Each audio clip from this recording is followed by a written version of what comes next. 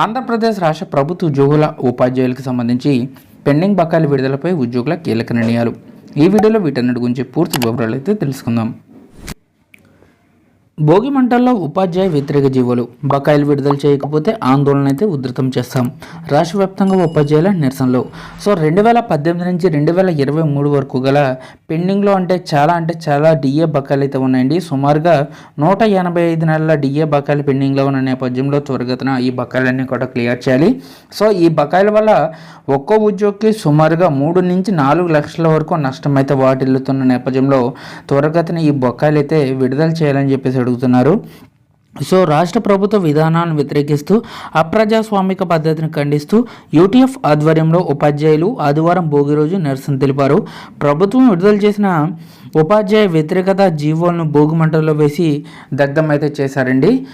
ఈ సందర్భంగా నేతలు మాట్లాడుతూ రాష్ట్ర ప్రభుత్వ ఉపాధ్యాయులకు సంబంధించి బకాయిలను వెంటనే విడుదల చేయాలని, లేని పక్షంలో ఉద్యమాన్ని ఉధృతం చేస్తామని హెచ్చరించడం జరిగింది.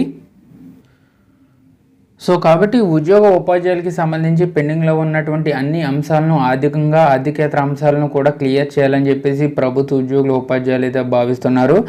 ఉపాధ్యాయుల నిరసనలు అయితే చేపట్టడం జరిగిందండి. జీవో నెంబర్ 117 పోలీస్ నోటీసులు జీపీఎస్ని వ్యతిరేకిస్తూ వాటి ప్రతులను భోగి మంటల్లో వేసి దగ్ధం చేయడం జరిగింది. ఇక్కడ ప్రతి ఒక్క చోట కూడా ఉపాధ్యాయులందరూ కూడా తీవ్ర నిరసనలు అయితే తెలియజేస్తున్నారండి.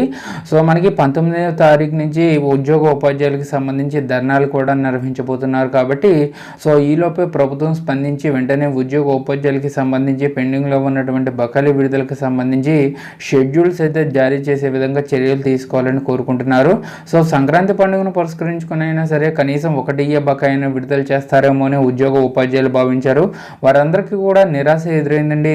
కాబట్టి త్వరగతిన పెండింగ్లో ఉన్నటువంటి బకాయిలు అయితే రిలీజ్ చేయాలని కోరుచున్నారు. ఇదండి వాళ్ళ ఎంప్లాయీ సమస్య తాజా అప్డేట్స్.